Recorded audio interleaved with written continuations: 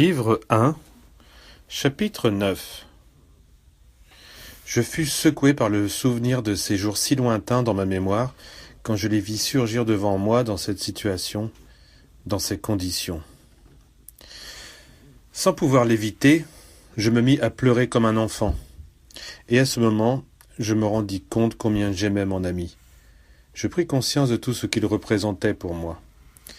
Il se retira dans une autre pièce tandis que je laissais mes larmes s'écouler dans un coin. Lorsque je me fus ressaisi, j'allai le chercher et le trouvai à genoux, les bras en croix, les yeux tournés vers le firmament par la fenêtre ouverte. Sans montrer la moindre gêne, il se leva et me dit, en me regardant, « Les pleurs sont une bonne purge, ils purifient le sang. » Il se dirigea vers la salle de bain et je le vis se laver le visage à l'eau froide. Lui aussi avait pleuré. Pendant cet hiver, la situation du pays se crispa excessivement. Elle était liée de façon trop étroite à la guerre. Mais ce fut au printemps que les événements prirent des proportions sanglantes et il se produisit une série de faits qui déterminèrent finalement mon arrestation par la police et mon emprisonnement. Il conviendrait de consigner les observations de mon ami, et qui sont en rapport avec les faits d'alors, bien qu'il affirmât qu'aucun d'eux n'était nouveau. J'avais pris clairement conscience de la force croissante que gagnait le dictateur présumé de ce pays. Il jouait la comédie pour exploiter les sentiments des masses qui le suivaient aveuglément, en vertu de quelques bénéfices reçus dans certaines circonstances. Mes chroniques relevaient ces faits. Mais mes supérieurs protestaient et m'accusaient de prendre parti pour cet homme. Il y eut des pressions, il désirait une opposition plus active dans mes textes et ne paraissait pas capable de comprendre la nécessité de dire la vérité et d'affronter la réalité évidente à laquelle nous assistions. Quand je commentais ces événements avec mon ami, il me dit « La seule chose qui a réellement de l'importance dans toutes ces complications est que le serpent à plumes veut déjà voler, mais ses pattes sont attachées à la terre. S'il te plaît, ne me réponds pas par des énigmes. » Il n'y a là aucune énigme. Si au lieu de perdre ton temps dans des enfantillages, tu avais saisi le fil de quelques indications que je t'ai données de temps à autre, tu aurais étudié quelque chose de transcendant, et tu comprendrais le sens énorme qu'a pour toi le serpent à plumes.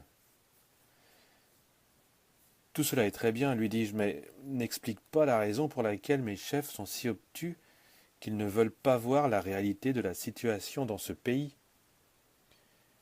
C'est parce qu'ils sont des serpents sans ailes ni plumes. Tu pourrais sans doute me dire les choses d'une façon plus claire. Je refuse de les dire ainsi. La vérité est toujours amère pour l'endormi, car elle l'arrache à son sommeil de plomb.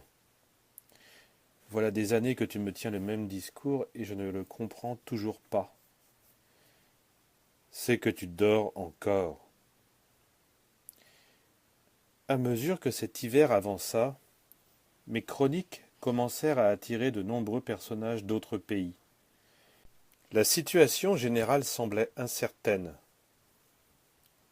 D'autres pays recevaient des informations contradictoires, mais un événement sur lequel je livrai des informations détaillées détermina une nouvelle forme de relation avec des politiciens et des diplomates qui venaient pour avoir des renseignements corrects.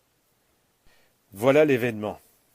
Le dictateur présumé, suivant le sage conseil de son chef de police, avait fait un coup de filet sur tout opposant distingué, englobant médecins, directeurs de grands journaux, avocats de renommée internationale, etc. Tous ceux qui dirigeaient le mouvement de la liberté de penser et autres, que mon ami appelait, en les résumant, la liberté du rêve éveillé. À propos de chefs politiques, mon ami dit qu'il s'agissait d'une collection de Pilates qui ne pouvait être rien d'autre, excepté dans les cas où ils changeaient de rôle dans la comédie humaine. Alors ils étaient des Hérodes qui, à plus d'une occasion, s'étaient vus obligés de flatter la vanité de divers genres de Salomé et d'égorger plus d'un Jean-Baptiste honnête. Les faits confirmèrent au-delà du nécessaire les paroles de mon ami. Mais pour équilibrer la situation, je citerai son opinion sur le dictateur et les siens. Ceux-là sont ceux qui dorment le plus et le mieux, disait-il. Ils rêvent qu'ils dominent les masses, et ils n'ont pas assez de perspicacité pour remarquer qu'elles crient Hosanna aussi facilement que Crucifiez-le. Mais tout le monde sait comment la fin de la guerre le confirma. Le fait est que les leaders démocratiques attendirent patiemment en prison que les masses vinssent les délivrer. Mais nul ne bougea le petit doigt en leur faveur.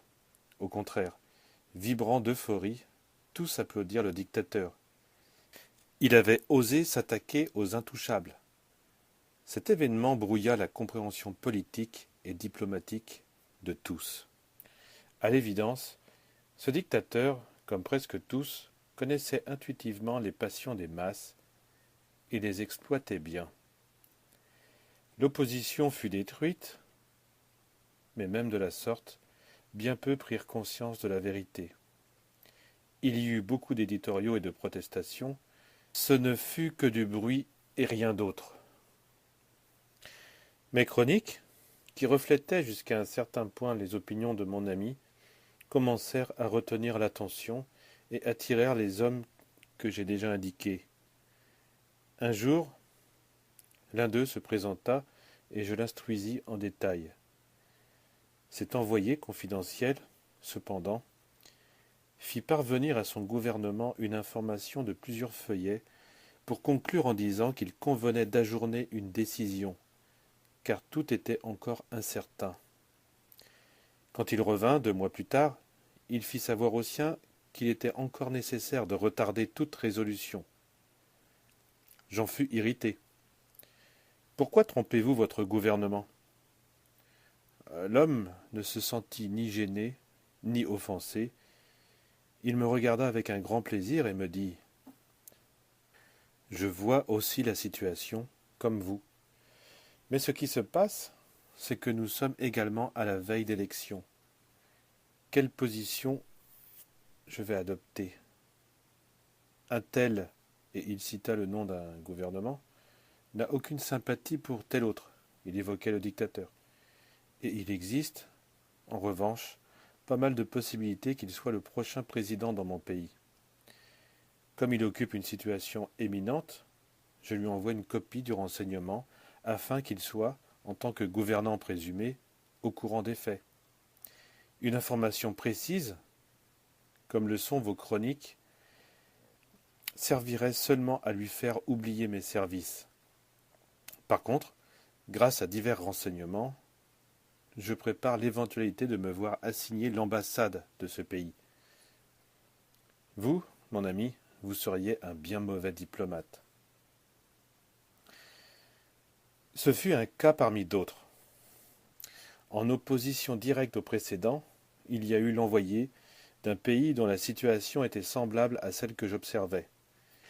Il s'empressa de prendre contact avec les hommes du dictateur, ne cacha pas ses sympathies pour lui et offrit de m'acheter tout le matériel que j'avais accumulé. Il absorba comme une éponge tout ce que je lui donnais.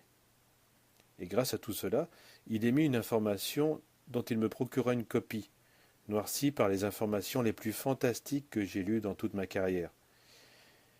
J'avais menti moi-même effrontément pour flatter mes lecteurs. Mais l'information de ce diplomate surpassait toute la fantaisie et la réalité ensemble. Elle ressemblait à un conte des 1001 nuits. Par la suite, il me fit une série de propositions de nature commerciale. Ce n'était pas la première fois que je me trouvais avec des personnes qui occultaient les faits pour spéculer sur eux. Vous pensez que quelqu'un dans votre gouvernement le croira ? Lui dis-je. Ne vous préoccupez pas de cela, mon ami, répondit-il.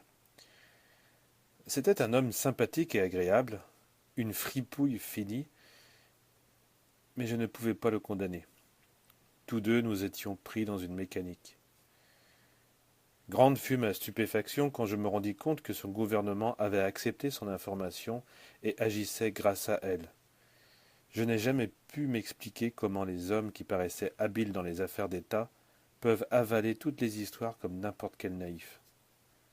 Cet envoyé confidentiel m'offrit, avant de retourner dans sa patrie, un beau portefeuille plein à craquer de billets, et lorsque je voulus faiblement le repousser, il me dit « En aucune façon, cher ami, vous m'avez aidé dans une affaire magnifique. » Je sus plus tard qu'il s'agissait d'une contrebande poussée de matières premières très rares pour l'industrie à cause de la guerre. Je rapportai tous ces faits à mon ami. « C'est là la ruse la plus vieille au monde, dit-il. Ceux-là, ce sont des gens irresponsables. Mais toi, préoccupe-toi de ne pas garder toujours attaché le serpent à plumes. Souviens-toi, tu ne peux pas servir 2 maîtres. » Cette fois-là, j'ignorais encore son conseil prudent. Les événements se précipitaient, la police me surveillait plus étroitement chaque jour, et, dans l'espoir de me sauver d'une manière ou d'une autre, je me mis à participer à de nombreuses conspirations contre le dictateur.